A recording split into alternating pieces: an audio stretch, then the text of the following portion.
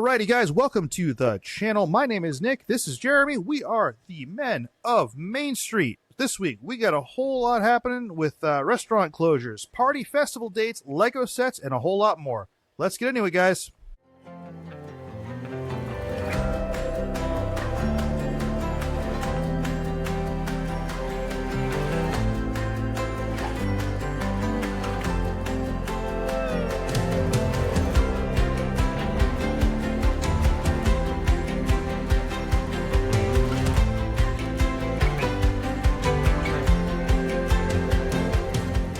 Alrighty, guys, welcome to the channel here. Jer, how was your week? We got a pretty important day coming up here pretty soon, don't we? What do we got going on?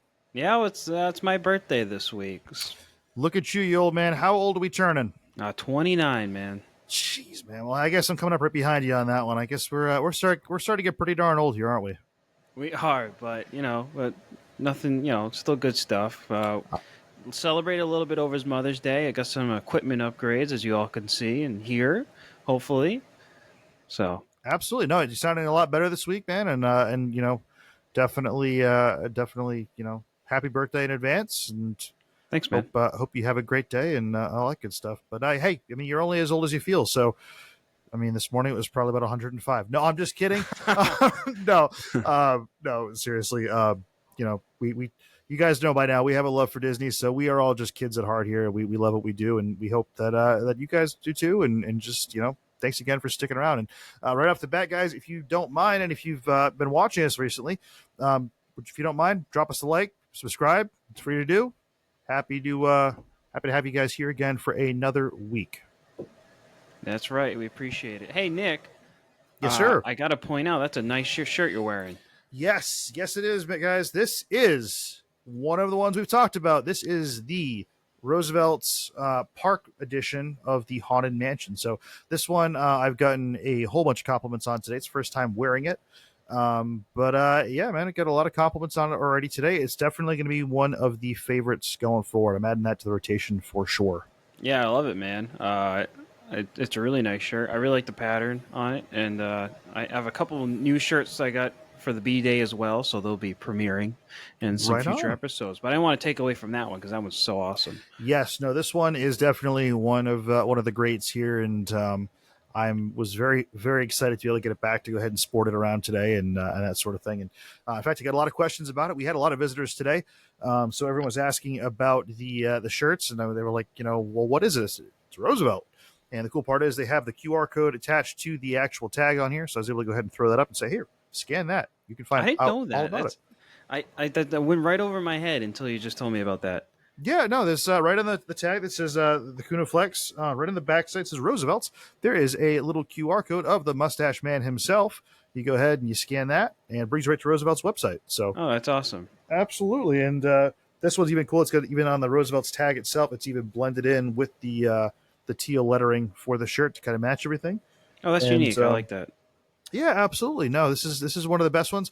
I will point out real quick that this one was available online. It was. It is no longer available online. Yeah. I think kind of what you and I predicted as far as availability was going to go and maybe selling out, I think it did happen. What I noticed in the parks was, again, they were extremely popular. So happy to see that, guys. It was just so awesome to see that. However, they were selling out pretty quickly, so I think right now they brought it back to just in the parks. So hopefully we can get it back soon, and if we can, we'll continue going on there, and just hopefully we got new ones to come too, because we love a good Roosevelt's, right, man? Yeah, that's true. Absolutely. But Jared, we talked about it a little bit in the intro here. We got a very famous restaurant that will be closing, or has closed at this point. What are we talking about, man? Yeah, Mama Melrose. Melrose. The Italian restaurant that you'd find in the Grand Avenue section of the park by Muppet-themed 3D. It's closing. The first closure in that area to make way for Monsters, Inc. land. And you're sure that was not a cheap 3D trick, right? No, it unfortunately did actually close on May 10th. Man. And the sad part is that Muppet-themed 3D and Pizza Rizzo is soon to follow on June 7th. Dude, they're bolted to the floor, man. I don't think that Stalter and Walter are going to be going there anytime soon. They were just there for the halibut, anyways, man. But I don't know, you know. I would love to see them get brought to the new Rock and Roller Coaster ride. Just like that'd be great. I would definitely ride a roller coaster next to them and a car full of penguins too. You know, it'd be funny if they literally put them on like either the very front two cars or the very back two cars, gosh, and they just react the entire ride. Oh, I would love that. That would be so fun. You know like, it reminds me of like how Universal does the ET. They have like the ET in the front of the ride. Mm-hmm. It's animatronic and it moves up and down during the ride. It would, something like that for Statler and Waldorf would be so funny.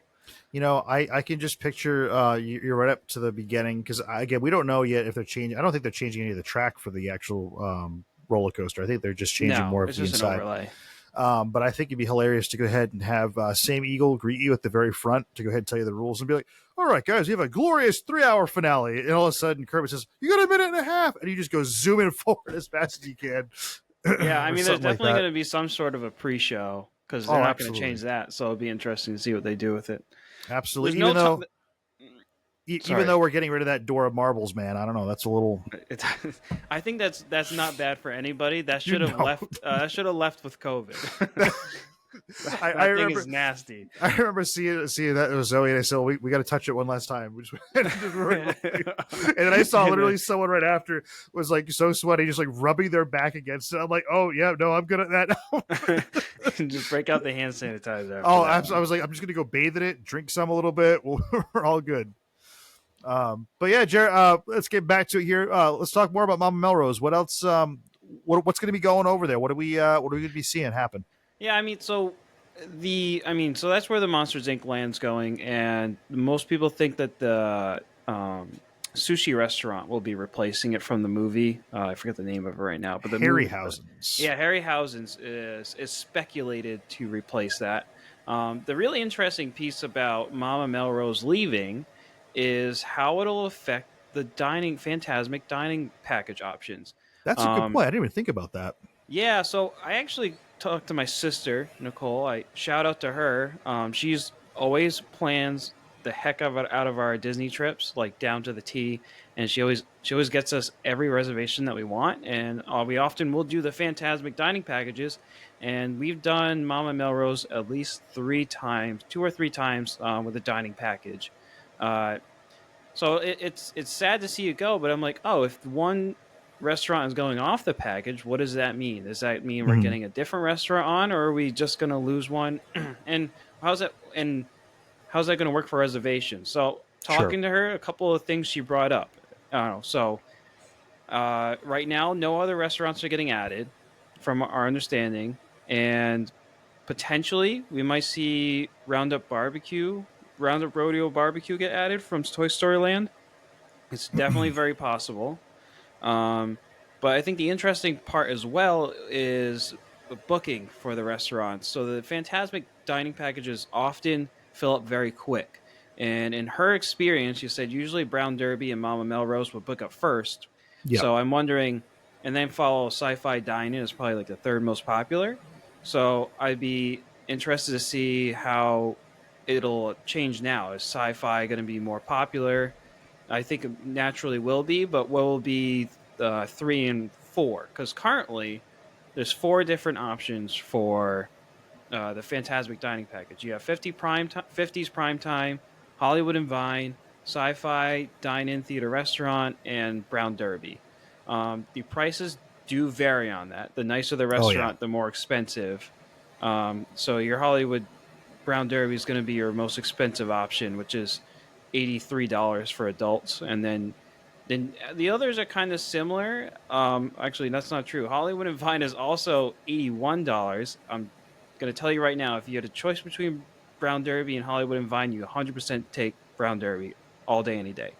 And the other ones are kind of around the Sci-Fi and 50s Prime are around the same at $57 and $60. So pretty much around the same price. Go ahead, Jared. Real quick, I know that you listed on here that breakfast for $67. I've had the breakfast buffet over at Hollywood and Vine. Does that count towards the Fantasmic dining package? So yeah, you can. it's pretty much it'll be a more expensive brunch, but you're guaranteed later at night you're going to have that seating, which is nice. So yeah, you can do a breakfast option if you'd like. Absolutely. And I'll be the first to say breakfast at Disney is always unique. Great way to start the day, and it's usually different characters there. So when I went with That's Hollywood true. and Vine, it was all the Disney Junior characters. So we had Vampirina, Doc McStuffins. Who does not want to eat waffles next to Doc McStuffins, man? That's a I very good mean, point. and me and Vampirina started jamming out. So I mean, we're Yeah, okay with it. honestly, you made me realize. Of course, it's a character dining, so that explains the $81 price point for dinner. So if you value that more over the quality of the food you're getting, then that might be the better option of the two for you. Also, it definitely would be quicker because it's a Buffet style buffet. there. Yeah. Yeah, That's the other thing. I mean, it's all you care to enjoy over there versus the other ones. At least I believe, Jerry, you can correct me on that. The rest of them are more of you actually choose the items you want. It's not buffet style. yeah. You get a entree and a dessert, which is but it's like the entire menu you can choose from, and you also you can say I don't want the dessert, but I want the appetizer instead. So usually, what we will do, as when Holly and I would do, is one of us would get the appetizer, one of us would get the dessert, and we just split both of them. Oh, that's a Um, good idea. yeah, it is a good idea, and honestly, some of the best meals I've had were at Brown Derby. I absolutely love that restaurant. The food there is fantastic, and the drinks as well. It's definitely still on my list. I would say one of the big reasons that I want to go there is probably not for the same that you're thinking of, but I really want to go there for during Jollywood Nights. I really want to go ahead and check out Oh the yeah, ambiance there. Yeah, obviously, guys, we'll talk about that more once that time of year happens. I am in no rush for yeah, that Christmas right to now. happen. But that being said, this year they really stepped their game up this year with Jollywood Nights, um, and had some really cool offerings there. Even just the ambiance, a lot of piano playing, that sort of thing, was really a cool vibe there. So was definitely cool to see. Um, but yeah, but that being said, though, guys, just so everyone's kind of on the same page here, the dining packages are awesome to go do. As far as seating, though, when it comes to Fantasmic, I'm going to tell you 9 out of 10 times you will never have an issue. You'll always have an amazing seat. Fantasmic is probably one of my favorite shows. It's about tied there with Luminous for just enjoying it, and mainly because you have all that seating. You have the whole Hollywood Hills amphitheater. You can go ahead and Yeah, you have all the bleachers there. So it's not assigned seating by any means, but there's a lot of seating. So you can go ahead and really choose where you're going to sit. And then if there's two showings, pro tip, go to the second showing. You will have they pretty much only fill up the first 2 or 3 sections in the middle. So you always have an amazing seat. You're usually center stage, and it's always a great time. Every angle there is great. The dining packages, though, I've never done one, so you have to kind of fill me in here. Do you sit in that back area that's kind of next to the sound booth and all that over there? no, actually, this area that they rope off is dead center. So what's really nice Oh, about the okay. dining package is you never have to really there's not a bad seat, but if you really want the very front view, you want to see Steamboat Mickey making his wave, and all the characters doing that slow wave. Uh, if you want that direct view, you're gonna get guaranteed that with the dining package, which is really nice. It's kind of it takes the worry out of it trying to find the spot. It's the lightning lane for Fantasmic. Yes, absolutely. That's essentially what it is. Yeah, I mean, if anyone has ever wondered what a lightning lane is for a show, that's literally what it is. It's basically a roped off section of seating that you would just go to and sit there. This, though, it being kind of a fireworks show package like that, that's why they kind of rope it up this way. So, But as I mentioned before, I would like to see Roundup Rodeo Barbecue enter these packages. I understand it's on absolutely. its own right now because it's still pretty new. But that would be nice for that to be an option. It would probably give me more an incentive to go there because I haven't had it yet. Yeah, I don't know. I can't say it's too high up on my list to want to go check it out. I like Woody's Lunchbox a lot more. Those tachos, man, they get me every time. Although I will say, the last time I went, they were redoing a whole bunch of seating in that area. Yeah, it's Um, done. It's done Yes, now. so it was brief, but when I was there, it was chaos. There was no sitting, so everyone was like, there was just big lines to get in there, and then you were at least 30 to 45 minutes out ordering food for a Oh mobile my order. goodness! Wow. So I had to elect to walk away from that, unfortunately. But it is one of my favorite places to go. But then again, studios is always great for food. Oh, Um, it's awesome. They have so many good food options there. Absolutely, man. I mean, and that's just we've really only been talking about the sit down ones. I mean, you got Backlot Express, which is one of my favorite ones to go to. ABC Commissary, Baseline Tap House. You cannot not stop there. If you didn't go to Baseline Tap House and you went to Hollywood Studios, you didn't go to Hollywood Studios at all. I don't Period. think so. Yeah. No, it's required that you stop there. I'm so interested to see what they're going to do with that area once Yeah. Monsters Inc. land, because that Grand Avenue will literally just be consisted of Baseline Tap House after it all closes. So Yeah. and I don't think they're going to touch it though. Also, because it's very popular and it doesn't make sense to make that whole section Monsters Inc. Mm-hmm. But they also just across the way opened hydraulics like less than a year ago. Yeah, and I mean the other thing that I can think of too is that not for nothing, you do have in that area where all like the building fronts are. Behind that is Sci-Fi Dining. Right, that's true. You can't it's really not, do much. Yeah, I always kind of forget that, and again, that's Disney with their forced perspective and everything, trying to go ahead and show you that there's more here when there's really not. But really stopping to think about it, that whole area is it's just a front for the inside of Sci-Fi Dining. So Yeah. they really can't do that much. If they were going to, I mean, maybe the only thing I can think of is maybe they'll try to change it a little bit to like Monstropolis theme. Maybe Yeah, that's they about might. the only thing I can think of. But I mean, who knows? We'll see as time goes on with it, and it's just kind of really the first step of getting the area transitioned over to Monsters Inc. land. Yeah, well, speaking of special dates and this has nothing to do with it, but we're just gonna go into it. Let's talk Right about on, let's do it. Mickey's not so scary Halloween party dates that just got announced. I mean, scary monsters, scary. We'll go with Yeah, that. okay, That works. All right, we'll roll with it. Bad transition on my part. We'll roll with it, man. We'll roll with it. But yeah, we get some dates for that. They actually just dropped today. Yeah, we got some. Looks like we're starting when? It looks like August 15th. And when are we going on till there, Jer? All the way to the 31st of October, which is normal.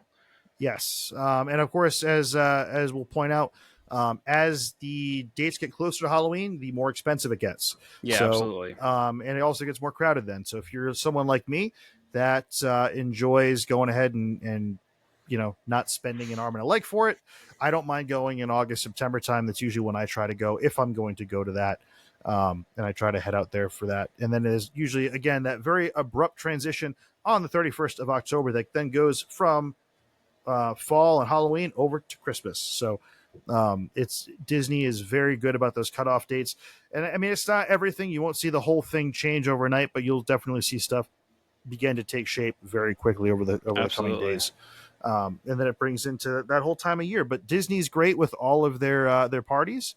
And yeah, it looks like we might even have some early release dates for getting some tickets on that, Jer? Yeah, so if you're staying in the Walt Disney World Hotel, like if you have a hotel reservations, you can start purchasing your tickets on the 15th of May. And then for anyone else off property, May 22nd would be your date to jump on those tickets.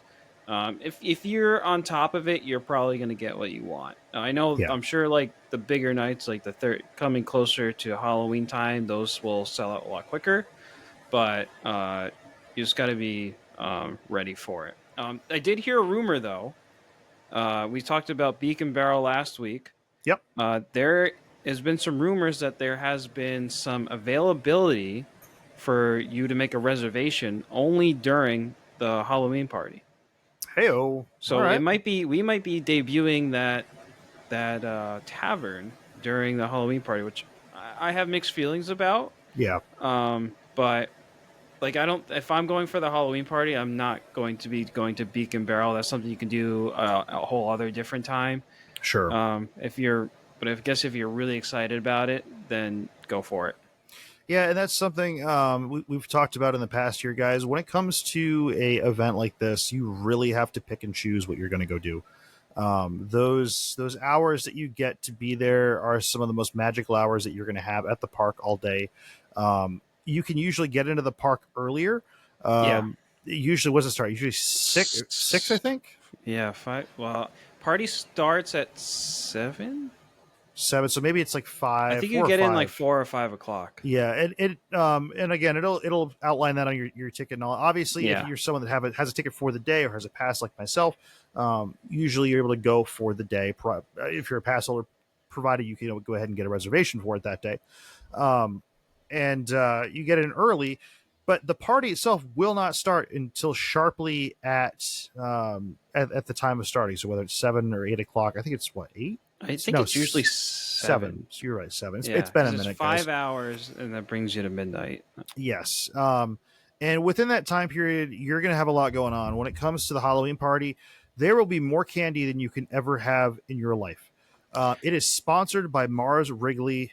And when I say they give you shovelfuls of candy is an understatement.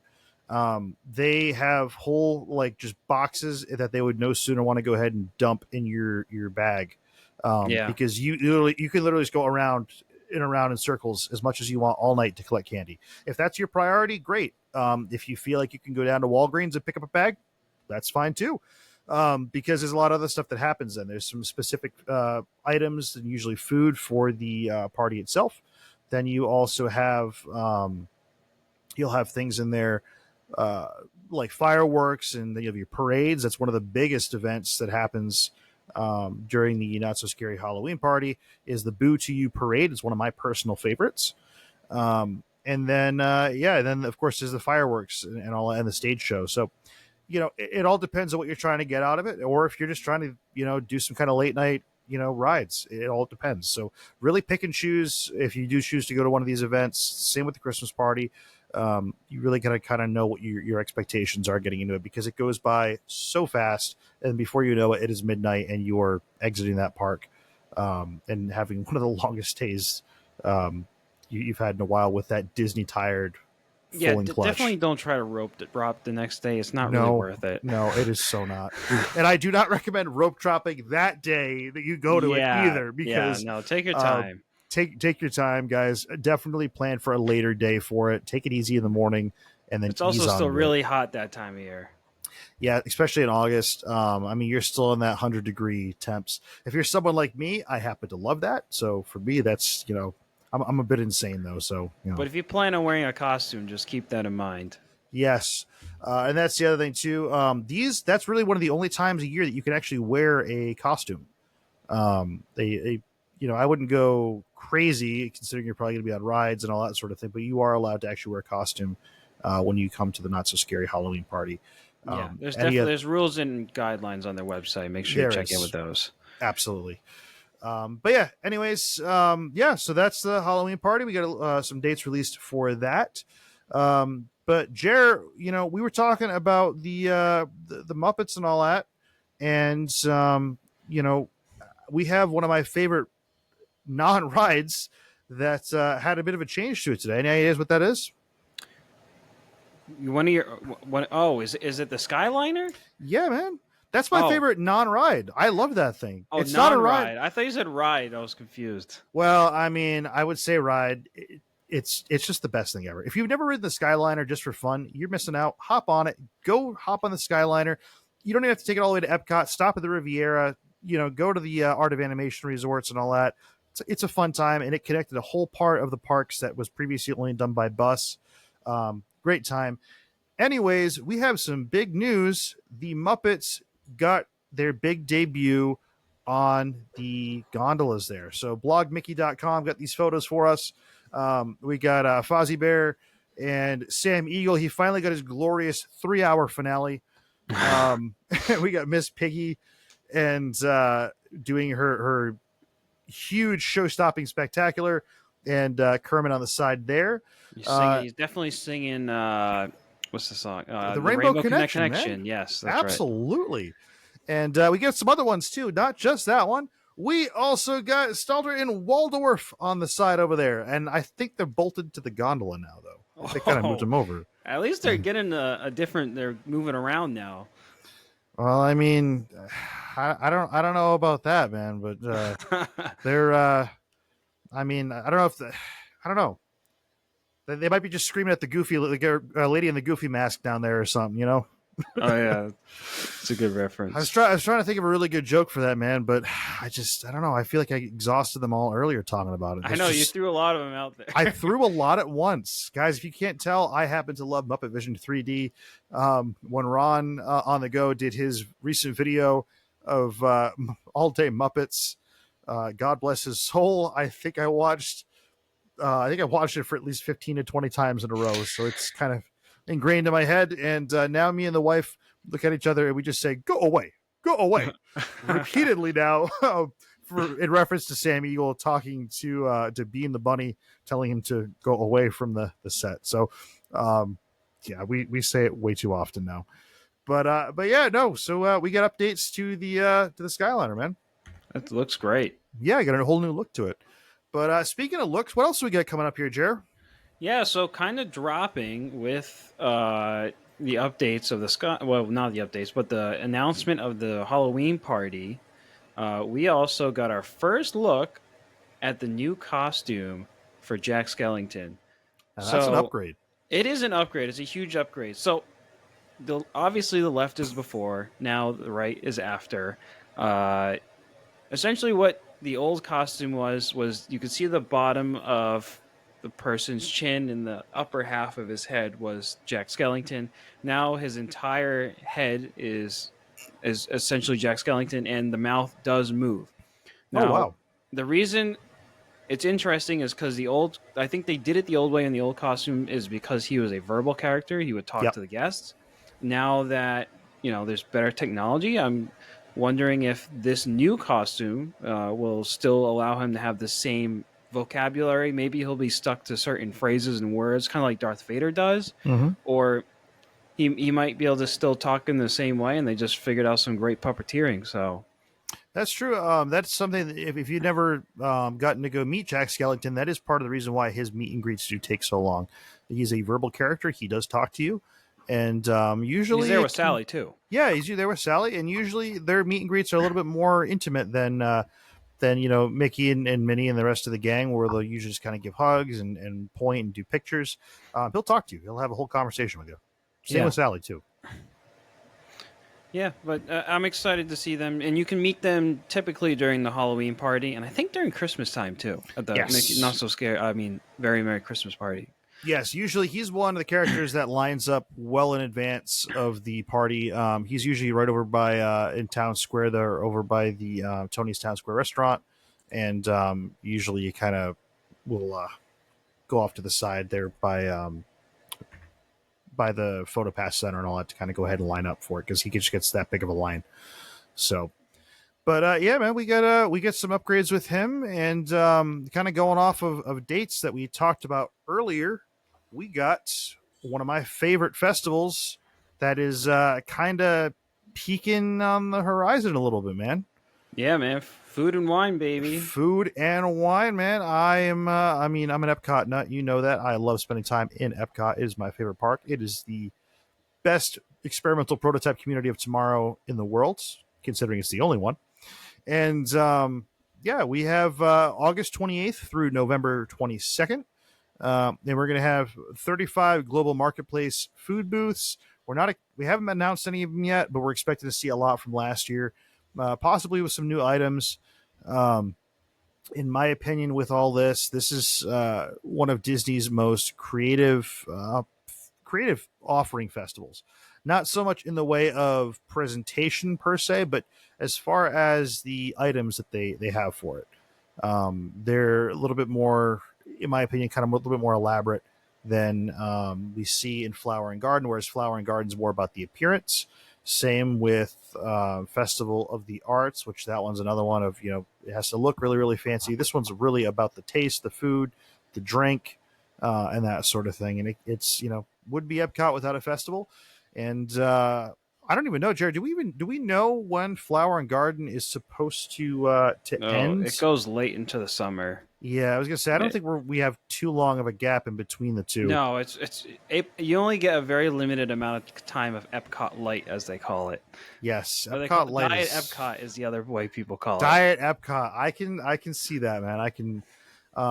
We've said it before, guys. That was the first time I took my wife, my daughter there, and they just looked at me like, "What is this place?" These are all these booths that just aren't open. What do you do with them? And I'm like, "Oh no. When they open, it's a lot better." She's like, Oh yeah, "What? and then What it does it?" opened like the next day, right? You guys were there Yeah, day one on that and one. then we got there the opening day of Food and Wine. So Nice. I know personally, I would love to be able to go ahead and get there for that. I'm going to try to. It is one of my favorite festivals. They're all my favorite. I can't really always ever choose between them. All for different reasons. Obviously, Food and Wine is more for food. Obviously, Festival of the Arts is one I hadn't gone to in years. I was really happy to go there and pick up some new artwork, and that I have a newfound love for all Disney artwork and the artists behind all that. Um, but the Festival of the Holidays is always interesting as well. But Food and Wine always has always it never disappoints, never does. So Never happy to does. go there. And yeah, it's keep going with some new news that we have here. We got some new Lego sets that just popped up. Normally, I'm not a huge one to go ahead and point this kind of thing out, but there is one set that is just incredible to see. And Jared, if you could pull that up here, Yes, that sir. is our Luxo Junior. For those of you who don't know what that is the Pixar lamp. That is about the most incredible set that I've seen, aside from the Disney 100th lamp. That's just iconic, and I really happen to enjoy that. Definitely one I'm going to pick up. Supposedly, it'll even sit on top of the ball for you, and you can stage them like that. Yeah, just like that. You can stage them and set them That's up, neat. and kind of just have this little display there. So kudos to Legos for kind of making those more adult sets, and we always appreciate that. That kind of just keeps that icon there rolling. So really happy to see that. And they also just announced too the 101 Dalmatians set, which is something we have not seen. Um, that one just came in as well, and it's just one of the dogs, I believe. And Sorry, it made me switch screens. no, you're good. But yeah, just the puppy there. So nothing too crazy, but again, just another awesome one that they're releasing. They have some other ones out there too, but those two really just kind of stuck out. They have a June 1st release date. Those two were just announced today, so really happy to go ahead and see those and bring them to you guys. So I know personally I'll be getting Luxo Junior for sure. So I can't wait to go ahead and see that one. You know what? What You know what set's really been catching my eye for I have no idea what reason what's that? is the Star Wars logo set. Yeah, just that looks like it has some hidden items in there. Am It I wrong in saying okay, that? it does, but like it ain't much. We're talking like it just has like one part on it. Hold on, I'm bringing it up right now. Just Okay. because I've seen on the shelves, it's only a $60 too, which isn't a bad price point. Um, but I really like the set. Like I think it would look really nice like on a shelf behind me or something. The one hidden detail it has is in the top. It has the iconic Tantive 5 with the chase of the Star Destroyer like that. The Oh, that's miniaturized, but that's really all there is to it, okay. and that's that. I just think it looks nice, and it's actually a pretty decent price point for $60. I don't think that's too bad. Yeah, it's not So too bad. That's I feel like I'd go ahead and 3D print something like that yeah, for that it was the other thing. I was like, personally. I could easily 3D print something like this, but like for some reason the Legos are calling to me in this instance. I mean, you got to just build stuff when you can. I mean, if you're not modeling online, you got to go ahead and just be building it with your hands, I guess, one Yeah. way or another. But that I guess that'll bring us kind of into our next topic, man. We're talking Star Wars real quick. Um, we have some merch items, man. Dude, from your last trip, I'm excited to see these. We spoke about Oh them, but we man! haven't seen them. Nick, show me that popcorn bucket or whatever one you want to show me All first. right, so we have the Death Star. Oh, that is awesome. How does So that thing open up? just opens up at the top. Oh, okay. Oh, Inside that's there's actually a little that's got there's quite a bit of room. Yeah, man, there was no popcorn in it. It made me so sad. What's on the lanyard? By my ask. Lanyard is just one of the Disney parks ones. Just got a TIE fighter on it. It Oh, says TIE Star fighters. Wars. That's cool. That's cool. Yeah, nothing too crazy for now. Because I'm probably gonna make a shelf to display this on. Knowing me, 3D printed, of course, because it's the only way to go ahead and do it. And yeah, this is what it does. So it lights up. For one. That's beautiful. And then you got to give it a second. I thought it was broken at first, but see if you can't hear some of the sound on it. It's charging up, Nick. That's what it is. Charging up. I didn't realize that. And it takes a second or two. It starts lighting up. It's going to get closer. Almost there. Almost. Boom. Wow. There we go. And just like that, Alderon's gone. Just like that, man. And they did tell me when they handed this to me, they said, we're going to give this to you, but unfortunately, we still have not fixed that issue with the reactor. So you're gonna be kind of careful with it, and just don't make sure no X-wings fly down there because things could get dicey. And I said, oh, that makes sense. So how they ever designed this with that one flaw, I will never know. Well, yes, you do. It's in this movie. The whole plot of Rogue One. Well, but all thanks to our friend Galen Erso, who planted that for us. This is true. I mean, you would have thought the engineers would have seen that or something. True. I don't know. I mean, there definitely wasn't any revisionary work going on. No, I mean, where are those CCDs getting dropped, man? Come on, I deal with construction. You have to go look this stuff over, man. An AI, ChatGPT would have caught that all day. ChatGPT would have caught it. Fair enough. Well, then we come into our next item, which. It comes in this amazing, case. Now, you get ready for this, okay? Ready? Watch this. Ready? Whoa! Inside here, guys, is something that is very, very dear to Galaxy's Edge and Hondo Onaka. This is coaxium in here. Got to be careful with it. This is a coaxium sipper. Highly explosive if it's unrefined. Highly explosive. Almost as crazy as that calcite. No, that's another story. We're not going to be getting into that. Anyways, no, this lights up. This is what you got at the Blue Milk stand. They, again, did not put the milk in here. I'm very thankful for that. They just handed me a cup. And they gave me my sipper and a straw, which I don't have the straw on me right now, but it folds back in here, and you can poke the straw through the top and still drink it, and the light does turn off. But another cool sipper and cool popcorn bucket for sure. Very thrilled to have those and add those to the collection, man. It looks awesome. I love it. Absolutely, man. Well, enough of me talking. What do we got for a print of the week? I keep saying 3D print. I'm getting excited. What do we got? Well, we got something special this week. It's probably my second favorite resort, very close second to my first, which is Disney's Contemporary Resort. Check out this print, Nick. Ooh, it is I like beautiful. That. It's beautiful, man. It resembles, it's their logo. It resembles, honestly, the floor mat that you walk over when you go in. And it has the iconic Contemporary Resort font, and there's a monorail going through it. Really, a really nice piece. I have been to the Contemporary many times.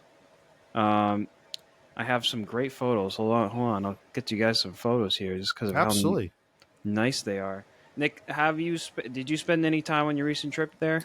I did. I get a little bit of footage we'll throw in here after the fact. I did get to go check it out. I was on the hunt for Roosevelt's. Shocker, I know. And we ended up going to check out some of the shops there, and we did a little bit of resort crawl. We went from Animal Kingdom, hopped on a bus over to the Contemporary, and we went and checked it out. And which one did I find there? That one, I believe, is where I found the Tiki. No, not Tiki Room. I found the Mickey one there, the blue. That one's nice. Mickey Pals one. Yeah, God, yes. They're all so good.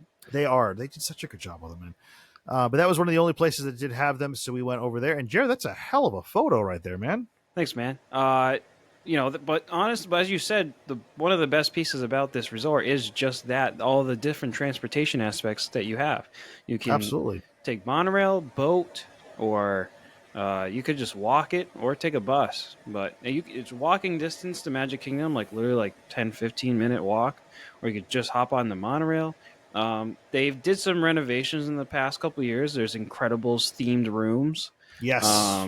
which those look pretty nice. Absolutely. That lobby looks really awesome. And again, you guys will see that footage here afterwards, but um, just down there, it really gave the Incredibles vibes. I'm not gonna lie. Going in there Yeah, and seeing that, I'm like, this feels like it's from the movie. definitely. Um, they also have some incredible restaurants. Probably their claim to fame up top here, California Grill, which is a delightful restaurant with a beautiful view. We went there for my parents' anniversary one year.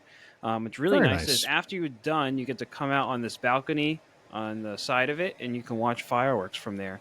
And it's even nice too if you have an early reservation. If you keep your receipt, they'll let you go back up and watch the show, even if you left. Oh, very nice. Yeah, kind of get Yeah. away from all those crowds you have at the castle. You don't see those projections there, but you do get to go and enjoy the show. And I think they pipe the music in there too, right? Oh, they absolutely do. And the view's just incredible. It's very unique. I would definitely a must do if you've never done it. Um, and this like look at these shots I get from the balconies there. Like Jeez, incredible. that is Um, incredible. and what's nice is, there's a lot of great restaurants there as well. We said California Grill, Steakhouse 71. It's a recent renovated one. Um, it's I've heard excellent things. I've eaten at the restaurant that was there before that. I'm blanking on the name, but it was also very good. So I imagine Mm-hmm. this is as good. Had high expectations to get up to. Yeah. uh, Chef Mickey's is also there, which is a staple character dining location. It's been there Yes. forever. If you're ever going to Disney for your first time, that's about the most requested character breakfast or dinner or whatever to have. It's Yeah. incredibly popular, especially for the size that it is. It's not huge there, so Right. yeah, it never ceases to amaze me just how many people they managed to get in there and have. It's an operation, and there's great characters. You get a whole Fab Fives there, Mm-hmm. so Absolutely. it's definitely a good option. The food's pretty good too. I'll say that. Is it buffet style? It's buffet, yes. Very nice. Yeah, it's good. And they also, right next to that is the Contempo Cafe, which is their quick service option. And right on, like literally butting up to that is the Outer Rim Bar. So there's a couple of options for food and drink there as well. Now, Jared, do they have any churro waffles at Chef Mickey's? No, they did not. I mean, at least not the time that I went. That was 2 years ago. Well, it's that's one of those things, man. That Disney cruise, I'll tell you, they stepped their game up with those churro waffles. Yeah. I could eat a whole plate of those any day. So Disney, if you're listening, we need those at the resorts. Okay, let's make it happen. All right. And what's nice about that resort too is like we did it on our last day before we flew out. So once you got on property, once we got in the hotel, and we had time to kill. We did a couple of things. Number one, went out, sat on the balcony, just watched over the park for like in a good hour. Watched over Magic Kingdom, which was really neat. You can also easily jump on the monorail and check out the Polynesian and Grand Floridians like super easily. So like, Oh, absolutely, it's really nice for those options. absolutely. A little bit of history on the Contemporary Resort. It opened on October 1st, 1971, with the opening of Walt Disney World. And they have some conference rooms, I think, on the third floor. And in one of them, Richard Nixon gave his famous "I am not a crook" speech. Believe it or not. So that's just some unique history. Interesting. Okay. The one thing about Contemporary that really is interesting is the way this was initially intended in design was they were going to be modular rooms. So what would happen is all the rooms were essentially the idea was they'd be able to slide it out and put new ones in. So remodeling would be very quick. And however, with the settling of the land and the fact that they're like in a marsh and on the Everglades, the items kind of got settled. The rooms got settled into place, and they essentially couldn't get them out, and it led to a lot of construction issues. So that idea kind of didn't come true. It was definitely very innovative. And it really explains the unique shape and sculpture of the building. Absolutely. And That one that other, is some. Oh, that is go something ahead. too, Jared. That not if you're not a huge history buff when it comes to Disney, The part of the reason why they were able to get the land so cheap is because no one wanted it. I mean, it was pure swamp marsh in that area. All of Seven Seas Lagoon and all that was man made. That was all dug out and that was turned into the lagoon. But as far as the land goes, I mean, it was swamp there. It was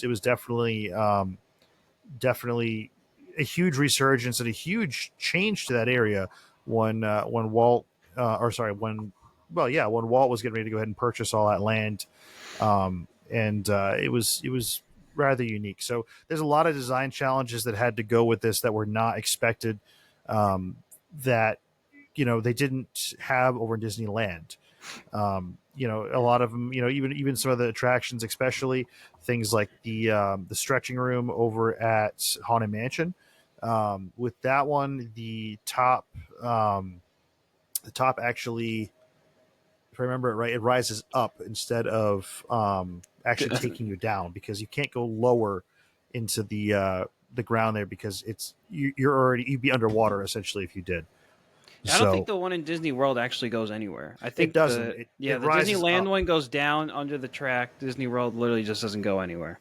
Yeah, But you learn more about that when you do stuff like the Keys to the Kingdom tour, where they talk more about it. But yeah, if you ever notice, it's definitely an illusion. The actual room itself rises up, but that kind of gives you that illusion. That's part of the reason why you enter on the lower level of the mansion. You go in, and then it makes you feel like you've traveled when you really haven't, and then you just walk into it and you go from there. So yeah, a lot of design challenges that they did face when they were building the Walt Disney World Resort. the other thing I want to point out about Contemporary is you can check out Mary Blair's mural. This is a very famous mural. Yes, absolutely. It depicts scenes, I believe, of the Grand Canyon. Hmm. But it's a staple piece of the resort, that's for sure. And it's right in the main lobby. Absolutely, and you can see this one too when you were going by with the monorail too. It's on one of the big support pillars of the resort, so you can usually see it as you travel on through. And And it, go ahead. if you do see it, I invite you to try to find the five-legged goat. There's one goat that has five legs. It's not in this photo. Was it intentional, or was Yeah, that yeah, I think okay? so. All Yeah, right, there's just okay. one goat that has five legs. You just got to look for it. I did not know that, man. That's Yeah, I think it's that's a on the cool Easter egg. side that faces the monorail that I don't have Okay, pictured here. gotcha. Okay, that makes sense. Very nice. So that is the Contemporary Resort. I love it. It's a great Yes. resort. No, it absolutely is. The monorail loop was one of the some of the first hotels that were on Disney property. So that one, the Polynesian, and I believe the Grand Floridian did open right around the same time, if not the same day. Um, I'd have to double check on that, but Yeah, I I'll be know they fact were. checking that, but Yeah, well, we haven't done those two resorts yet. But there's a bit of history with each of them. yes, But I know this one for sure was the first one that opened with the yes, park. I think yes. Grand Floridian might be right there as well, if not right behind it. Yeah, I know But they were all right around the same time. Those were some that Walt did have a lot of say behind, especially the Polynesian. He always loved the whole idea behind it, and that kind of culture, which is part of the reason why that one's there. Contemporary was obviously a really unique idea, and then Grand Flow is just that iconic kind of just fancy feel to it. I guess there's not really another way to say it. It's fancy, man. it's a beautiful resort. It actually resembles another hotel in California, but we'll save that history for another day. Absolutely, we got a lot of resorts to cover. We have a lot of 3D prints to go ahead and still make Yeah, and talk about. and And yep, and dropping very shortly. I did drop a little special bonus print on the website, so we'll drop that as well. It is a Orangeburg garden steak. Hold on, mine's not nearly as pretty as yours. there he is. Look how cute he is. Yeah, So he's really nice. You can put him in your garden, and I the original idea was it is I really like the whole Spike the Bee concept. I think it's really cute and fun. So I was like, you know what? I'll make an orange bird, and that'll be in my garden. So this guy's going in my garden. So yeah, Right on, man. Yeah, little no, bonus they print. if you didn't get it at the festival, so you had to go ahead and pick it up or That's make it true. yourself. That's literally the Spike the Bee garden stake, like sold out day one. They never restocked, and I would really wanted one of those because it makes me feel like that's like if I it probably what someone did. They bought like 12 of them, and they were like sending their kids on a scavenger hunt around their own garden. And I'm like, I wish I could do that. I just want one. I mean, fair enough. I mean, but hey, we have 3D printers, so you just go ahead and just keep printing them all day long and just over and over again, man. That's true. I mean, like I said, with mine, like I was showing you, mine didn't come out quite the best. I messed up a little bit on my layers, so I have white for the top instead of black. Don't ask me how I managed to go do that one, but I did. So either which way, we have one. We might try to reprint it eventually here that had 5 colors. So Jer put the nail in the coffin on that one for me. I wasn't able to use my AMS. I had to go ahead and do manual filament swaps for that one. Yeah, sorry about that. I just realized that. It's all good. No, it's seriously. We always have fun doing them, and you never disappoint with the designs you come up with. So it's awesome to have and print them out every week. It's always fun. So keep things rolling. Well, I think we should wrap it up. I'd like to thank if you've listened this week. Appreciate you guys sticking around. Absolutely. We'll be back again next week, most likely. Well, definitely. We'll be back. More content. Be sure. I would love to hear from you. Add a comment. Something, if you stayed, tell us about your favorite memory at the Contemporary Resort. Absolutely. If it's a meal or a stay, or we'd love to hear about it. So feel free to drop something in the comments. Absolutely. We might have I'm not going to go ahead and any spoilers yet, but we might have a surprise next week too. So we'll see what we have coming up. I'm not going to ruin it yet, but might be changing things up a little bit next week. So we'll have to see what we got going on. But yeah, no, either way, guys, seriously, thank you for watching. We appreciate you guys being here, and hope you guys are enjoying the content. If there's anything that you want us to talk about next, feel free to drop that in the comments too. We'd be happy to kind of go ahead and visit some of these things. And yeah, right on, man. So, well, again, appreciate it, guys, and we will go ahead and see you in the future. Take care, guys.